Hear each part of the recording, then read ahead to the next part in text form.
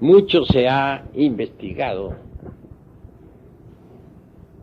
sobre el origen del hombre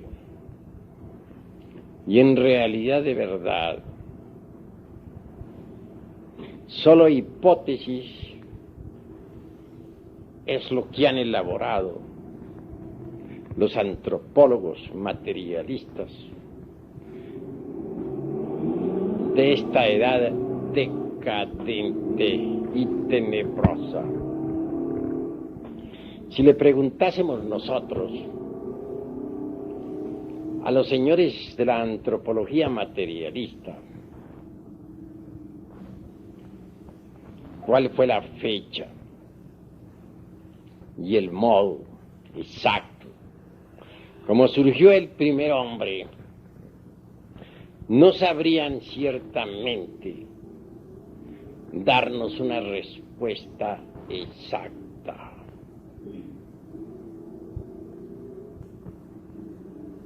Desde las épocas aquellas de Mr. Darwin hasta Haeckel, y posteriormente desde Haeckel hasta nuestros días, han surgido innumerables hipótesis y teorías sobre el origen del hombre. Empero, hemos de aclarar en forma enfática que ninguna de tales suposiciones puede ser ciertamente demostrada. El mismo Haeckel asegura con gran énfasis que ni la geología ni tampoco esa otra ciencia llamada filogenia tendrán jamás exactitud dentro del terreno de la mismísima ciencia oficial. Si aseveración de esta clase hace un Haeckel, ¿qué podríamos nosotros añadir a esta cuestión? En realidad, esto del origen de la vida y del origen del hombre no podría ser ciertamente conocidos en tanto la humanidad no haya estudiado a fondo la antropología gnóstica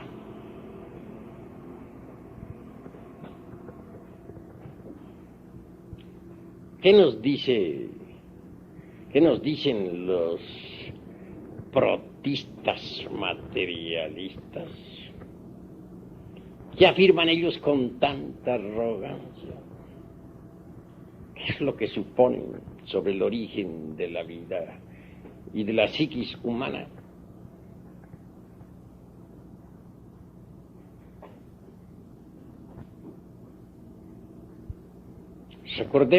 Recordemos con entera claridad meridiana al famoso monerón atómico de Haeckel entre el abismo acuoso.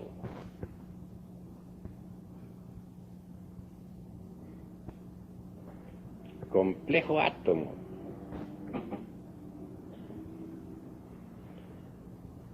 que no podría en modo alguno surgir de un azar, como lo supone ese buen señor.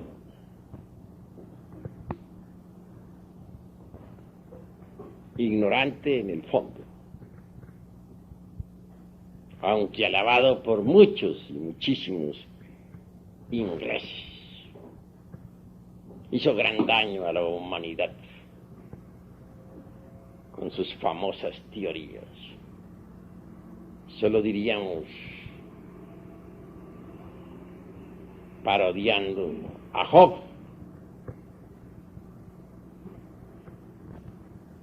que su recuerdo se borre de la humanidad y que su nombre no figure en las calles. ¿Creen ustedes acaso que el átomo del abismo acuoso, el monerón atómico, podría surgir del azar?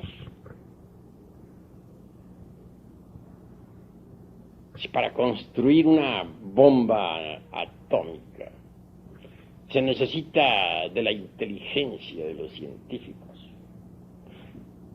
¿cuánto mayor talento se requeriría para la elaboración de un átomo?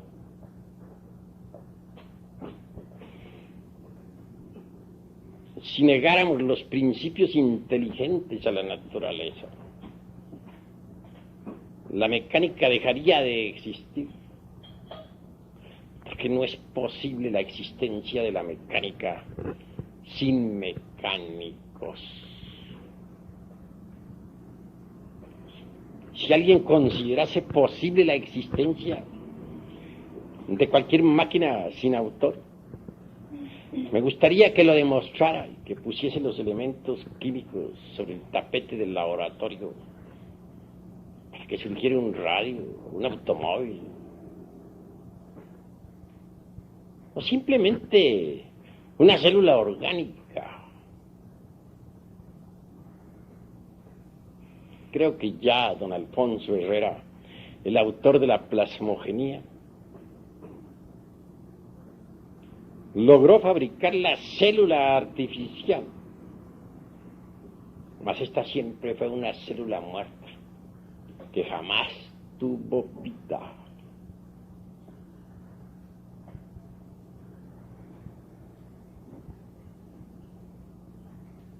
¿Qué dicen los protistas?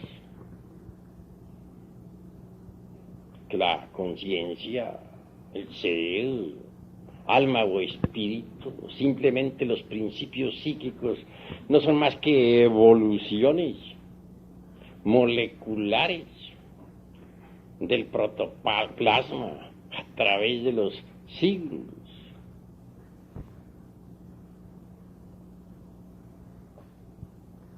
Obviamente, las almas moleculares de los fanáticos protistas no resistirían jamás un análisis de fondo.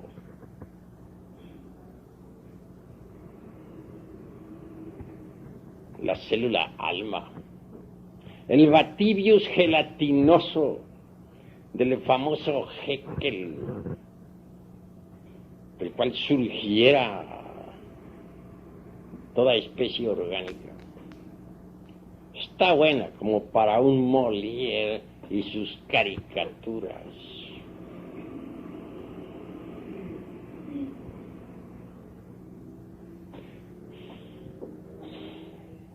En el fondo de toda esta cuestión,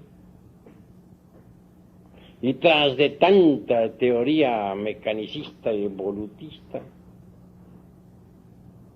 lo que se tiene es el afán de combatir al clero. Se busca siempre algún sistema, alguna teoría que satisfaga a la mente y al corazón para demoler al Génesis hebraico. Es precisamente una reacción contra el bíblico Adán y su famosa Eva sacada de una costilla, el origen viviente de los Darwin, de los Haeckel y demás secuaces. Pero deberían ser sinceros, manifestar su insatisfacción contra todo concepto clerical.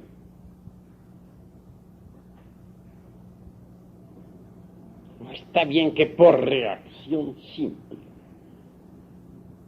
se dé origen a tantas hipótesis desprovistas de cualquier basamento serio.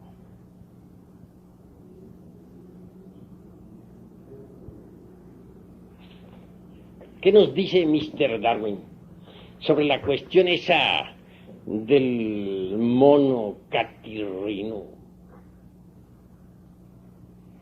Que posiblemente el hombre devino de allí. Sin embargo, no lo asienta en forma tan enfática como lo suponen los materialistas alemanes e ingleses.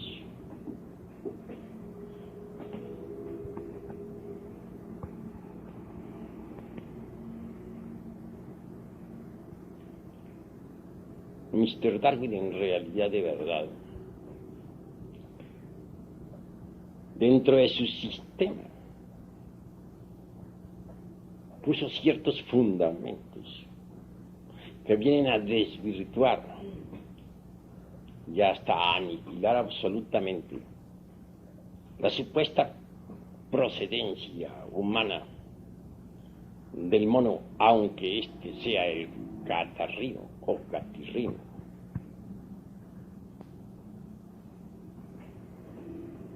En primer lugar,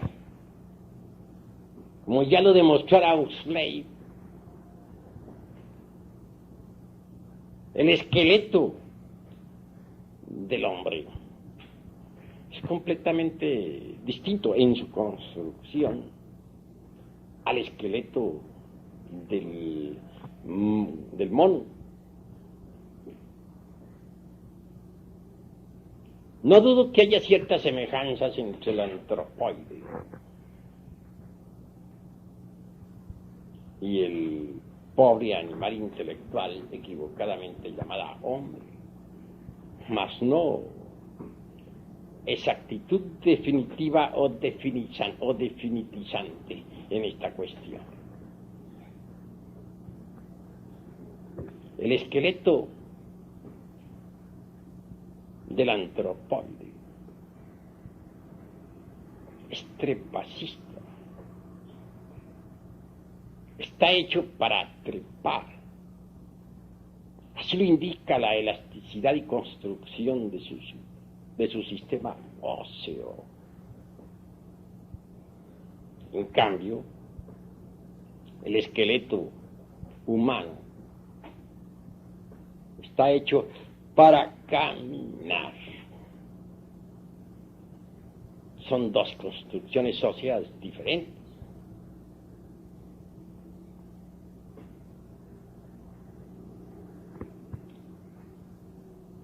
Por otra parte, la elasticidad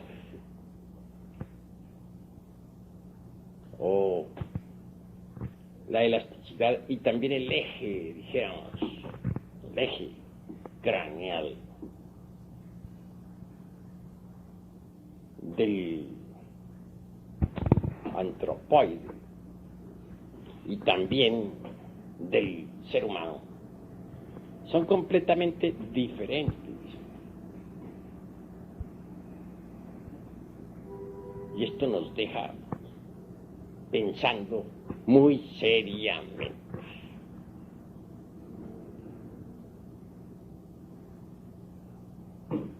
Por otra parte, mis estimables hermanos,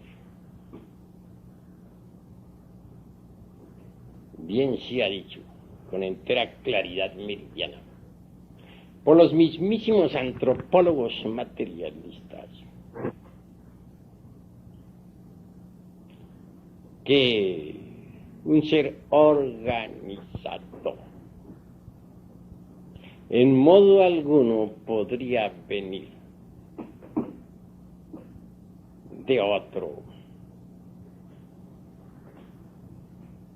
que marchase a la inversa, ordenado antitéticamente. En esto habría de poner cierto ejemplo. Veamos al hombre y al antropoide. El hombre, aunque en estos tiempos esté degenerado, es un ser organizado. Estudiemos la vida y costumbres del antropoide y vemos que está ordenado en una forma diferente, contraria, antitética. No podría un ser organizado, pues, devenir de otro ordenado en forma opuesta.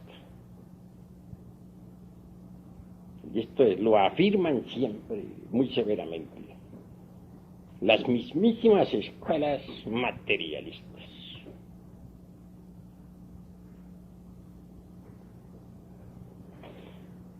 ¿Cuál sería la edad del antropoide? ¿En qué época aparecería sobre la faz de la Tierra? Los primeros simios. Incuestionablemente en el Mioceno.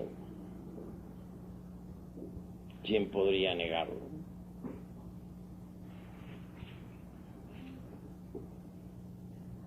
Tuvo que haber aparecido obviamente en la tercera parte del Mioceno, hace unos 15 a 25 millones de años.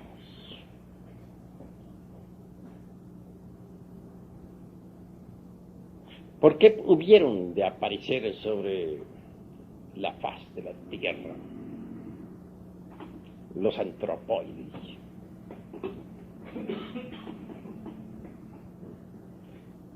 ¿Podrían dar acaso alguna respuesta exacta los señores de la antropología materialista, los brillantes científicos modernos, esos que tanto presumen de sabios?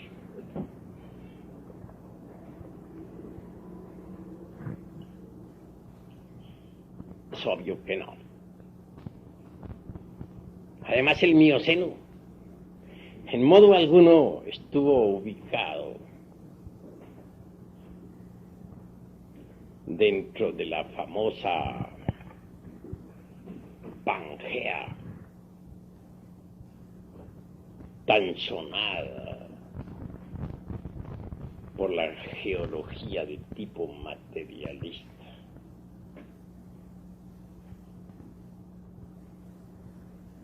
Resulta ostensible que el Mioceno tuvo su propio escenario en la antigua tierra lemúrica, continente ubicado antes en el Océano Pacífico.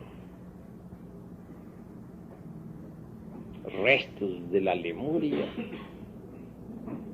Tenemos todavía a la Oceanía, con la Gran Australia, a la isla de Pascua, donde están tallados ciertos monolitos, etcétera. Que no lo acepte la antropología materialista por estar embotellada completamente en su Pangea.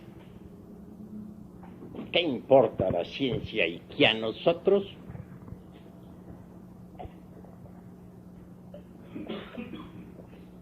En realidad que no van a descubrir la Lemuria con las pruebas del carbono 14. o del potasio argón, o del póleo. Todas esos sistemas de pruebas de tipo materialista están buenas como para un Molière y sus caricaturas.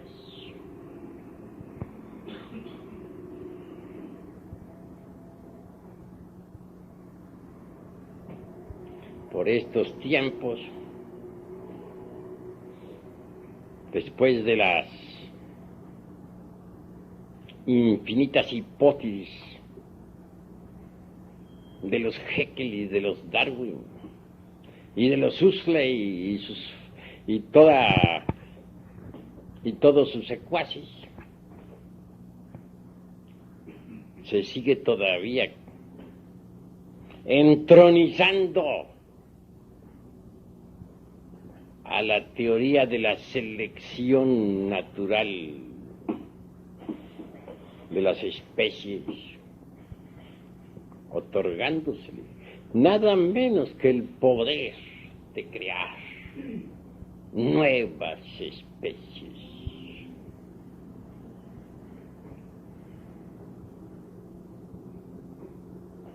En nombre de la verdad hemos de decir que la selección natural como poder creador es sencillamente un juego de retórica para los ignorantes, algo que no tiene basamentos.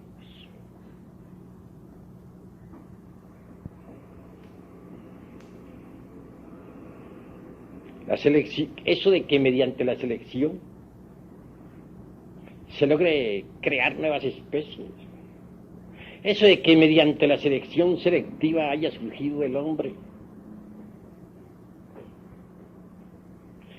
resulta en el fondo espantosamente ridículo y acusa ignorancia llevada al extremo. No niego la selección natural. Es obvio que esta existe.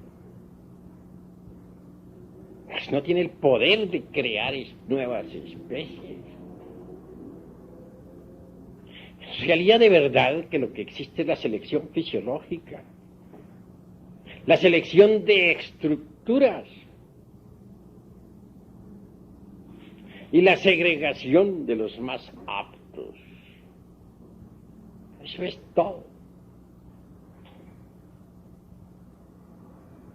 Llevar a la selección natural hasta el grado de convertirla en un poder creador universal.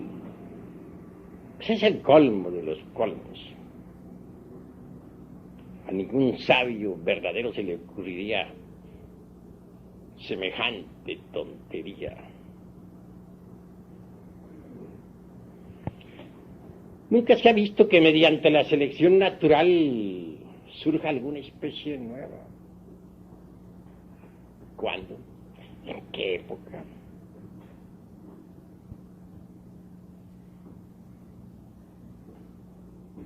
Se seleccionan estructuras, sí, no lo negamos. Las más fuertes triunfan. En eso de la lucha por el pan de cada día. En la batalla incesante del cada instante. En que se brega por comer y no ser comido. Obviamente triunfa el más fuerte, que transmite sus características a sus descendientes. Características fisiológicas, características de estructuras. Entonces, los selectos, los más aptos, se segregan.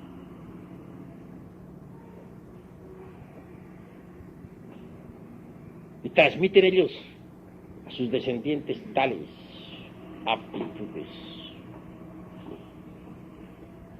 Así es como se debe entender la ley de la selección natural. Así es como se debe comprender. Una especie cualquiera. Entre las selvas profundas de la naturaleza tiene que luchar por tragar y no ser tragado. Obviamente, resulta espantosa tal brega. Y como resultado, triunfan, como es natural, los más fuertes.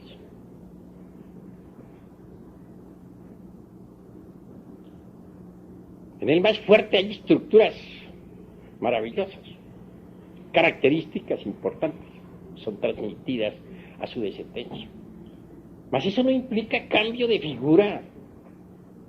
Eso no significa nacimiento de nuevas especies. Jamás ningún científico materialista ha visto que de una especie surja otra por ley de selección natural. No les consta, no lo han palpado nunca. ¿En qué se basan? Es fácil lanzar una hipótesis y luego aseverar en forma dogmática que es la verdad y nada más que la verdad. Sin embargo, ¿no son ellos acaso los señores de la antropología materialista? Los que dicen que no creen sino en lo que ven, que no aceptan nada que no hayan visto. Qué contradicción tan terrible. Creen en sus hipótesis y nunca las han visto. Afirman que el ser humano viene del ratón, pero eso no les consta. No, nunca lo han percibido directamente. También enfatizan la idea de que venga del mandril. Son innumerables las teorías de estos tontos científicos.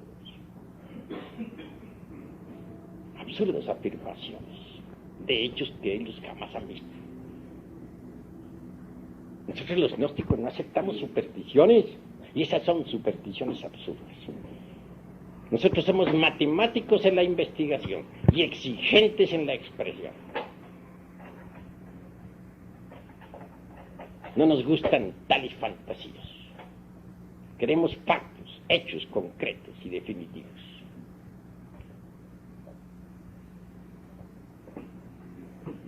Así que, investigando dentro de esta cuestión relacionada con nuestros posibles antecesores,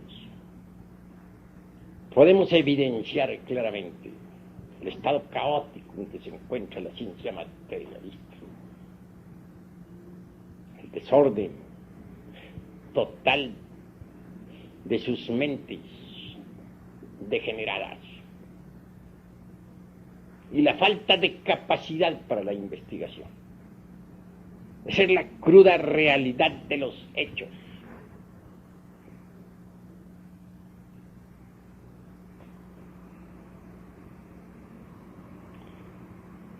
Esta cuestión, este asunto de que de ciertas formas homínidas surjan otras, así porque sí, fundamentados únicamente en pruebas tan ridículas como las del carbono 14 o del potasio argón o del polen, constituyen en realidad la vergüenza de esta época del siglo XX.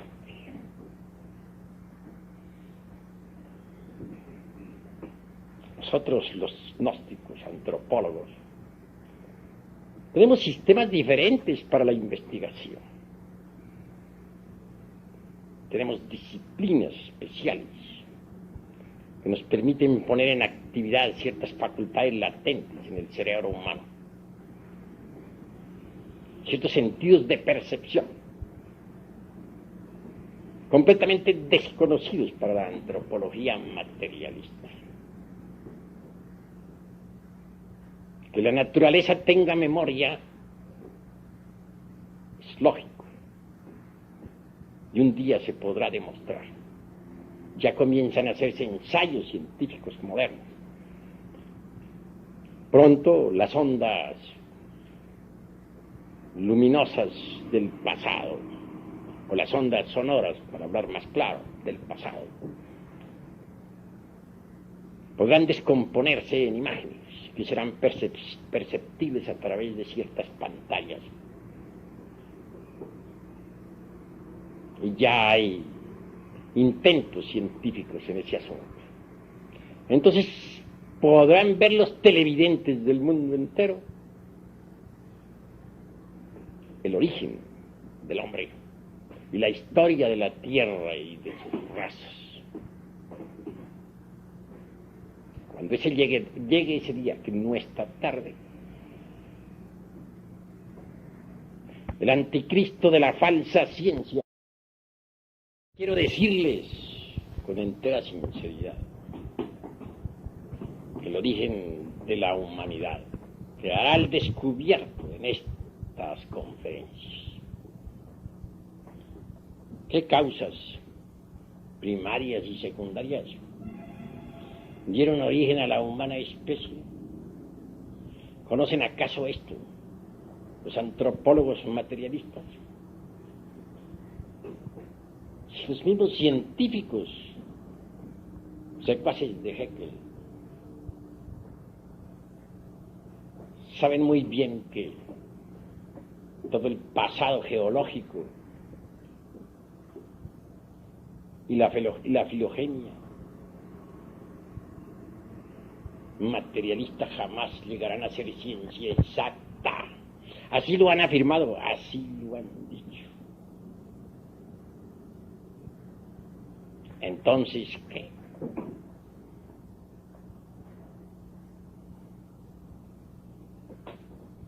Estamos en una época de grandes inquietudes. Y el misterio del origen del hombre debe ser aclarado. El terreno de las hipótesis es deleznable. Es como un paredón sin cimientos. Basta darle un ligero empujón para convertirle en menudo sedimento.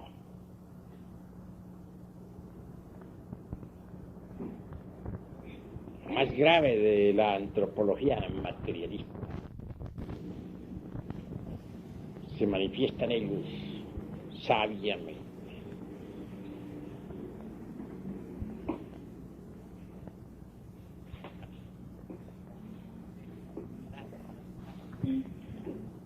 Absurdo resulta también embotellarnos en el dogma de la mecánica evolutiva.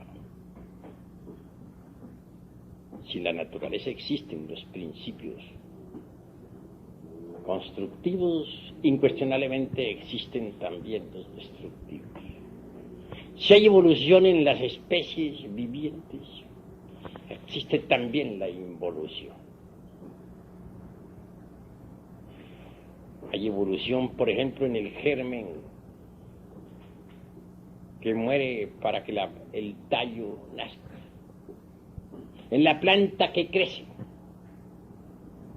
que echa hojas y que al fin da fruto. Hay involución en la planta que se marchita y que fenece y que por último se convierte en un montón de leños. Hay evolución en la criatura que se gesta dentro del vientre materno, en el niño que juega, en el joven. Hay involución en el anciano que decrece y que al fin muere.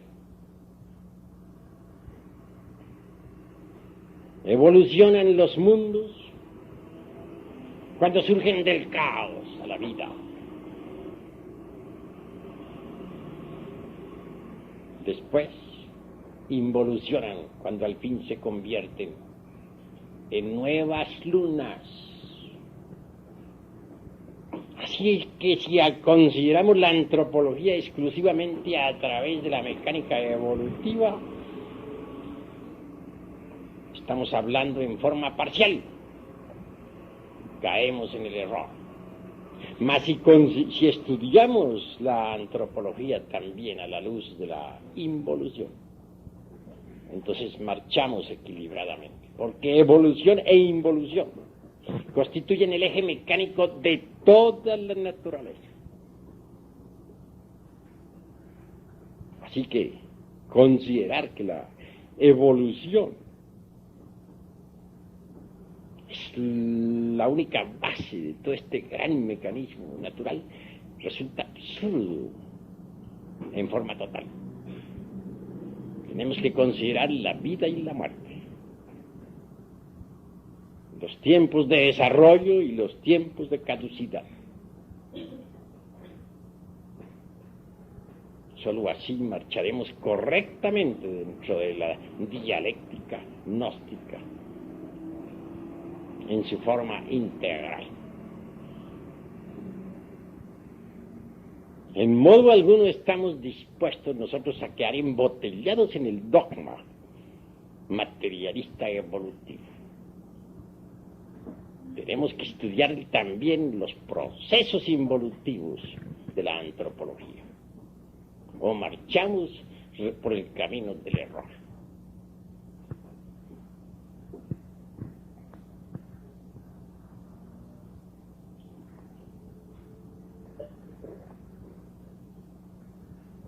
¿Cuáles son los tipos originales de esta raza humana?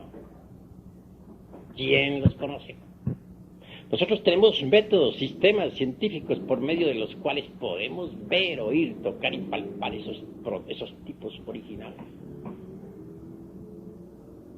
Sabemos muy bien que antes de que el animal intelectual apareciera sobre la faz de la Tierra, en la Atlántida de Platón, que no es una simple fantasía como pretenden los fanáticos ignorantes de la famosa Pangea materialista, apareció en realidad de verdad el animal intelectual. En la Lemuria existió el hombre, lo mismo que en la época hiperbórea y polar. Mas estos son puntos que solamente iremos desarrollando en futuras conferencias para mayor claridad de todos aquellos que escuchen y lean.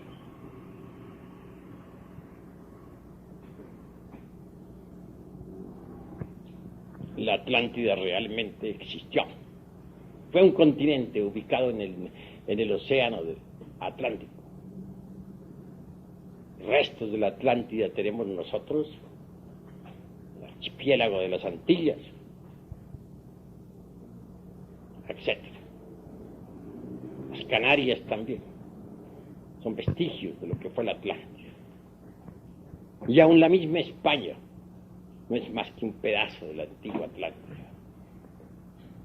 Pero esto no lo conocen los fanáticos de la antropología materialista, ni los geólogos tan atrasados en el fondo, capaces para proyectarse en el tiempo. ¿Cómo podrían ellos saber algo sobre lo que ocurriera hace unos tantos millones de años en la era miocena? ¿Qué saben ellos del mioceno? ¿Lo han visto, lo han tocado, lo han palpado? Si nosotros hablamos del mioceno es porque podemos verlo y sabemos que es asequible a aquel que sea capaz de desarrollar las facultades trascendentales del ser latentes en el cerebro humano. Pero la actitud de negación materialista es incongruente. Se dice que no se cree sino en lo que se ve, y ellos creen en todas sus hipótesis absurdas. Hipótesis que nadie ha visto, que a nadie le consta. En realidad, de verdad, nunca científico alguno vio surgir el primer hombre. además hablan ellos con tanta autosuficiencia, como si hubieran estado en el Mioceno, como si hubieran visto a los antropoides surgiendo allá, de la antigua Lemuria. Entronizan a sus dioses maravillosos, como son los famosos lemúricos, y también los mandrilis, como proximianos sublimes, de los cuales descendemos. ¿Les consta eso? ¿Lo han visto alguna vez? Nunca. ¿En qué se basan? En cosas que no han visto. ¿No son ellos mismos los que dicen que no creen sino en lo que ven? Entonces, ¿por qué están creyendo en lo que nunca han visto? ¿No es acaso esto una contradicción? ¿No resulta, en el fondo, esto incongruente?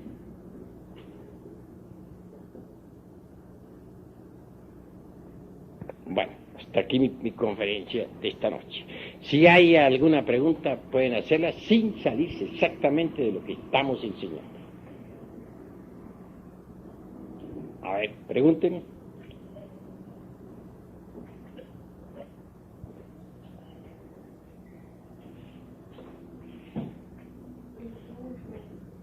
Se dice que el cambio de una especie a otra, que es conmutación, en un proceso de herencia, ¿no? Conmutación. ¿Cómo? O sea, con un proceso de herencia, conmutación, que ciertos genes se transforman para transformar la estructura precisamente del ser nuevo que va a surgir, digamos, ¿no? Entonces, ¿quiere decir que en realidad no existen mutaciones entre las especies? Vamos con el mayor gusto a dar respuesta a esa pregunta. Estos tontos científicos de la antropología materialista creen que mediante los cambios ambientales y de clima se transforma en alguna forma, aunque sea en mínima parte, los órganos de la generación con posible mutación de genes, y darían a esas afirmaciones anticientíficas la calidad de exactitud y el poder de producir nuevas especies. Absurdo, porque nunca hemos visto nosotros a través de los siglos que los caballos se conviertan en otra cosa, que las águilas dejen de ser águilas, que los peces del inmenso mar se conviertan en gente. Ni siquiera los tiburones a los que se les otorga también nuestra paternidad.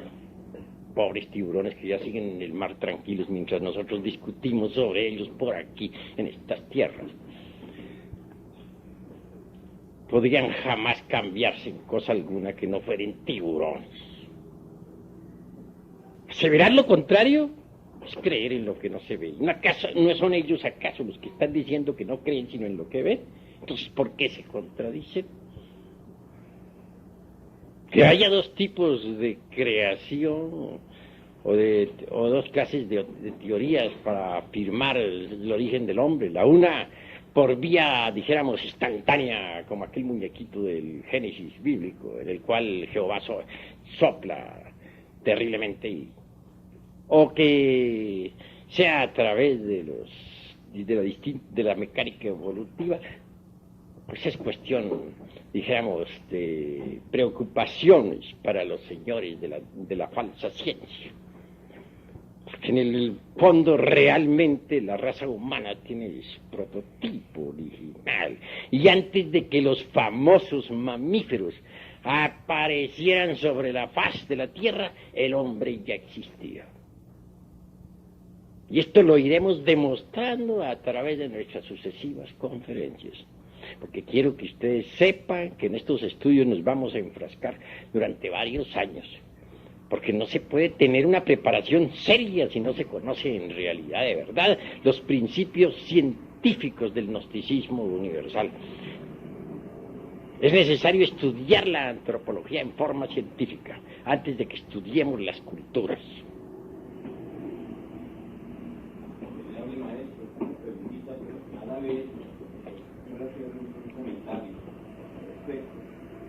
Evidentemente, pues, a través de la simple lógica dialéctica y la lógica matemática, siendo riguroso, el maestro ha demostrado de que la ciencia actual se contradice a sí misma, se contradice. Dice que no creen sino en lo que ven y precisamente afirman cosas que nunca se han visto. Nosotros podemos citar en este momento algo de la historia de la antropología materialista, cómo aparece más o menos en el siglo XVIII a través del pensamiento filosófico de los filósofos para dar una especie de ciencia que se va a llamar antropología a través de unos señores que empiezan a recoger objetos antiguos y por ahí empieza. Pero nosotros a través de la psicología, por la ciencia, podemos, digamos, hacerle una disección al hombre del siglo XVIII, en qué medio ambiente se encontraba, qué nivel del ser desarrollaba por lo general la cultura del siglo XVIII en Europa, y podremos darnos cuenta que está en un estado incipiente la misma ciencia materialista, y que a partir de esos postulados y de esas hipótesis han querido darle, como ya lo han dado, pues, realizar en las universidades, cuál fue el origen del hombre. Y la arguyen con gran prosopopeya y con gran énfasis, afirmando lo que el maestro ha citado, afirmando pues de que en el Mioceno, en el Plioceno, se dieron tales los catarrinos, los lemurios, el proceso evolutivo en el cual a través de otra ciencia que es la filogenia, afirman de que esos genes en un determinado momento por ambientación, por clima, como bien el maestro lo ha citado, a través de las 4 glaciaciones, han tenido mutaciones que van generando nuevas características en la estructura misma. Esto todo ya está demostrado por lógica que no es posible. Mi pregunta que viene a todo esto, maestro, es si para nosotros, los instructores, podemos llegar a demostrar, podemos hacerle frente, digamos, a la antropología física a través de una lógica, mostrarle que es ilógico mismo, también nos va a quedar un poco difícil, demostrar a nosotros en el estado y en el nivel de ser que nos encontramos, demostrar lo contrario, demostrar la antropología, no, demostrar de que los siguientes postulados que vamos a ver en las siguientes conferencias, mi pregunta sería, ¿qué actitud propia debe tener el investigador gnóstico a partir de este instante? Que no sea una actitud similar a la de la ciencia materialista, o sea, nosotros asegurar cosas que no hemos visto tampoco, ¿no? ¿Qué actitud debe tomar a partir de esta conferencia en adelante el estudiante? Pues a partir de estas conferencias el estudiante gnóstico debe desarrollar precisamente las facultades que le permitan investigar la geología en sus formas más profundas, lo mismo que la filogenia. Indubitablemente la ciencia de la meditación, tal como nosotros la vamos dando, permitirá a nuestros estudiantes llegar a ser verdaderamente idóneos en la investigación. Eso es obvio. En cuanto a lo que estos señores, pues, a las afirmaciones de estos señores, claro que serán descuartizadas a través de nuestras distintas conferencias. Nunca jamás se ha visto que mediante la selección sexual genética un hombre se convierte en caballo, o un caballo se convierte en hombre, o que de un lemúrico salga un hombre. todas las suposiciones de la rueda esa de nuestros antecesores, incluyendo el tiburón, que no se escapa tampoco, no son más que empíricos, no tienen aseveración. Vendrá en nuestro auxilio para demostración a ese mundo de los profanos materialistas. Los aparatos científicos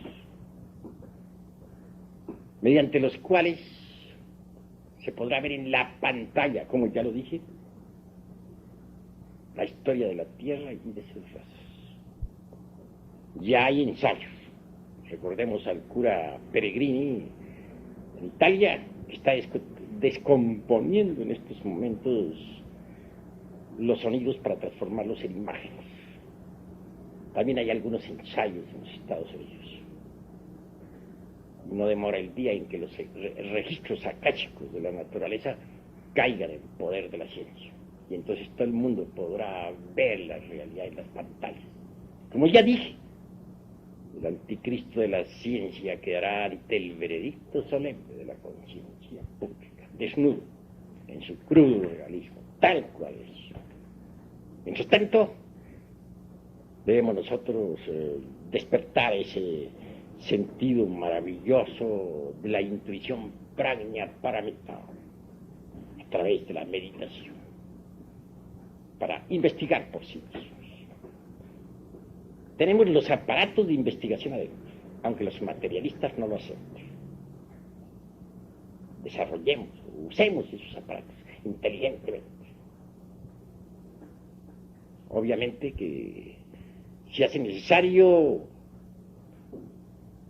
combatir a la ciencia materialista científicamente, y lo vamos a hacer para que nuestros hermanos, todos, incluyendo los instructores, los misioneros, queden debidamente preparados. Maestro, usted nos ha hablado del fenómeno físico-químico, del fenómeno biológico, pero existe también el fenómeno psíquico, el fenómeno conscientivo y el fenómeno ontológico, maestro. ¿Cuál es el origen del hombre en las escalas psíquico, conscientivo y ontológico? Si nosotros vamos a cerrarnos completamente a la banda, como se dice, ¿no? Como lo hacen los antropólogos materialistas, quedaríamos más que con los ganglios y el cerebro, la materia gris como perceptivas de los fenómenos psicoquímicos. Pero si ahondamos en todas estas cosas a fondo, venimos a descubrir precisamente que estos tres fenómenos de los cuales tú hablas, o sea, el psicoquímico, el conscientivo y el ontológico, como escalas distintas de los niveles del ser. El psicoquímico o el químico que sirve de fundamento pues a lo psíquico para constituir lo psicosomático, obviamente está presente y todos ustedes lo han entendido o comprendido. En cuanto al conscientivo, realmente yo les digo a ustedes lo siguiente: el conscientivo tiene, dijéramos, un upadi, una base para la expresión sensible, cuál es el asiento vital de la vida orgánica. Pero si nosotros no desembotellamos la conciencia, no sería posible entonces llegar a la experiencia de lo real, de la verdad. Y no solamente tenemos que desembotellar la conciencia, sino la mente y la voluntad. Tenemos que convertirnos en individuos idóneos para la investigación, porque en realidad, de verdad, dentro del ego, dentro de los agregados psíquicos inhumanos que llevamos dentro, tenemos nosotros la embutida, la mente y la voluntad y la conciencia. La mente es importante para el estudio, para el análisis, pero la gente no tiene mente íntegra, unitotal, individual. La gente tiene la mente dispersa, embotellada entre los distintos elementos psíquicos indeseables. Por estos tiempos se habla, por ejemplo, mucho de dinámica mental. ¿Cómo puede uno realmente llegar a la cuestión esa de la dinámica mental, ejercerla con maestría, si tiene la mente embotellada entre los distintos elementos inhumanos que lleva en su interior? Es obvio que debe desintegrar tales elementos para tener mente íntegra, total, no dividida por el proceso de la opción, no dividida por por el proceso electivo, una mente que realmente se manifiesta en forma íntegra. Y en cuanto a la conciencia en sí misma, la conciencia, pues, los tres aspectos, la conciencia es el último que dices tú. En el punto de vista ontológico tenemos que ir mucho más allá, tenemos que pasar a la cuestión del ser en sí mismo, porque lo ontológico es más profundo, se refiere al ser y a sus distintas partes autónomas y autoconscientes. Si uno no despierta la conciencia, nada puede saber de sí mismo, de su propio ser. Así pues es necesario despertar completamente la conciencia. Por ejemplo, veamos, mucho se habla por estos tiempos sobre filogenia. Pero ¿cómo podría conocerse la filogenia si no estudiamos la ontogenia dentro del proceso fetal? Bien sabemos nosotros que en el vientre, dijéramos en el claustro materno, se repite exactamente toda la historia por la cual ha pasado el ser humano en sus procesos evolutivos e involutivos. Si quien quiera conocer la filogenia a fondo, debe estudiar la ontogenia. Y nadie podría en verdad penetrar dentro de los misterios de la ontogenia y llegar a la filogenia exacta, no a la filogenia materialista, si antes no ha despertado ciertamente en forma íntegra la conciencia. Y más aún, si no ha desembotellado la mente, si no ha logrado una mente íntegra, unitotal. Así que las clases que aquí hemos dado nosotros sobre psicología práctica, con fondo trascendental, deben convertirse, dijéramos, en asiento de todas nuestras ocupaciones diarias para convertirnos en investigadores competentes de la ciencia gnóstica. Maestro, me queda otra inquietud con respecto a lo que se hablaba de mutaciones. Maestro, hay ciertas épocas, tal vez catástrofes, que permiten muchas veces que se crucen especies. ¿Cómo explicarle a la psicología humana, a los que desconocen totalmente el proceso del despertar de la conciencia gradual, que hay ciertas épocas en que las especies se pueden cruzar y dan origen a ciertas monstruosidades? Pues esto realmente es inasequible para la ciencia oficial. ¿Qué puede saber la ciencia oficial sobre el modo como esos tres factores, por ejemplo, cuáles son las tres fuerzas primarias de la naturaleza y del cosmos, se polarizan? Incuestionablemente que eso nadie lo puede negar, que las tres fuerzas se polarizan, a veces en una forma, a veces en otra, a veces se permite que hayan ciertos cruzamientos y en otras épocas esos cruzamientos resultan algo más que imposible debido precisamente a las mismísimas polarizaciones. Por ejemplo, el chango, y esto que estoy diciendo no es para la conferencia ni va a quedar grabado, lo que dijimos sobre la conferencia es hasta donde dije, aquí termina la conferencia. Por ejemplo, el chango, ya hablando aquí entre nos, pues indudablemente tiene origen humano. Fue una época en que cierta raza lemur humana y muy humana se mezcló con bestias de la naturaleza. También al final de la Atlántida se dieron esas mezclas. Pero eso fue en esa época, en que el Okidano activo, omnipresente, omnipenetrante, se desdobló en los tres factores y estos se polarizaron en cierta forma y de cierta manera que permitió que seres humanos se mezclaran con especies animales. Y de allí surgieron changos. Tanto en Lemuria hubo changos durante el Mioceno como también los hubo en la Atlántida. De eso trataremos más adelante y en forma seria en estudios científicos. Claro que lo que en este momento estamos platicando es aquí entre nosotros, no está incluido dentro de la conferencia. A ver. Acerca de lo que yo he entendido de la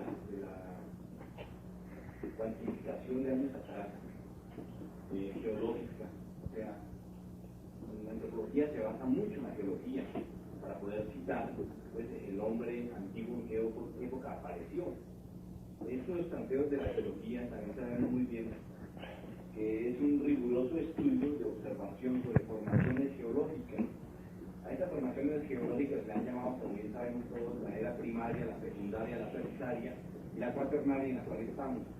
En la era terciaria y secundaria, donde aparecen estos periodos del Mioceno, Plioceno, Oligoceno, se les da un dato aproximado a través de las pruebas de las computación, a través del polen o a través de también de algunas técnicas geológicas. Le dicen, tal formación geológica tiene tantos años, y si el esqueleto está allí aparecido, dice, hace tantos años apareció este hombre, según en la profundidad en que se encuentra.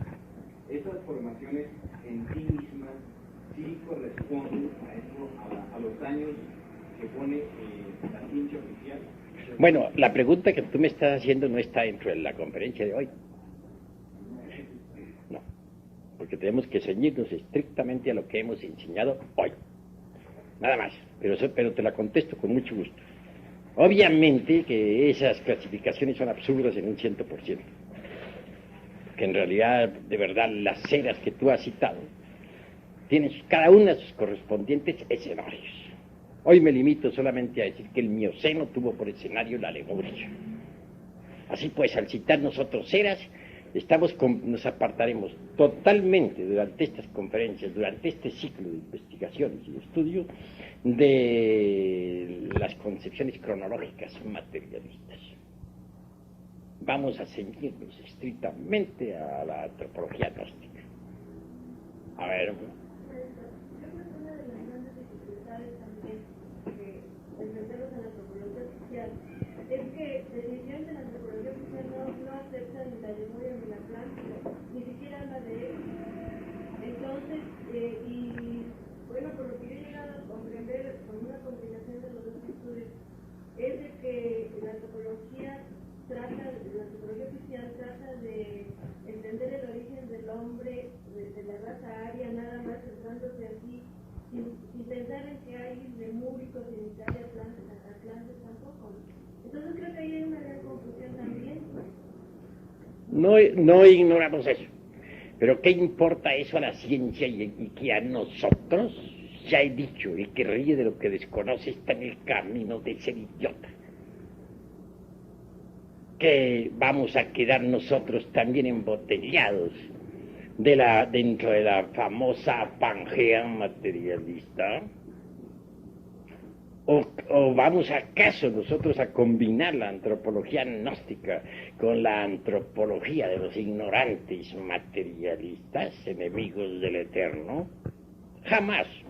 Al contrario, nosotros vamos a combatir la antropología materialista con la antropología gnóstica y vamos a demostrar científicamente el absurdo de la antropología materialista.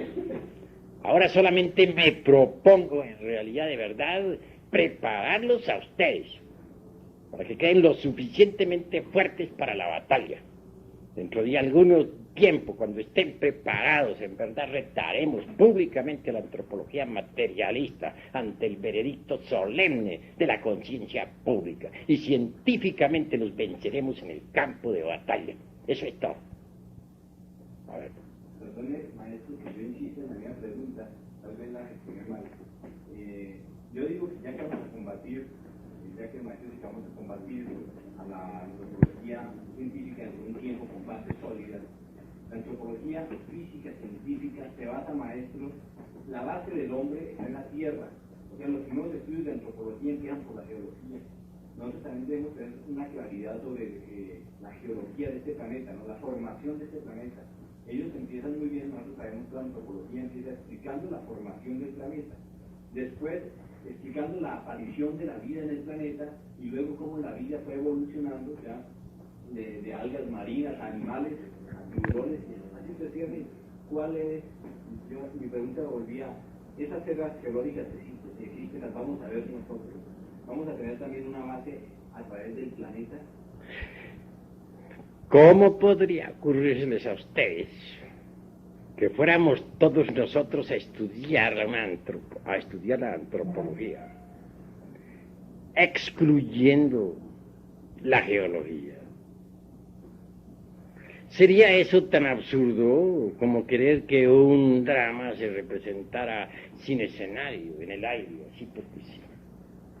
Todo el drama de la vida humana, toda la historia de la Tierra y de sus razas se han desenvuelto dentro de distintos periodos geológicos. tanto, a través de estos estudios se van contemplando esos periodos geológicos. Mas no vamos a desenvolver nuestra didáctica de acuerdo con el programa de la antropología materialista, porque no somos copiones. Sencillamente vamos a ir desarrollando todas estas cuestiones antropológicas y geológicas de acuerdo con nuestra propia dialéctica. Hoy solamente he querido poner como principio Lemuria y Atlántida.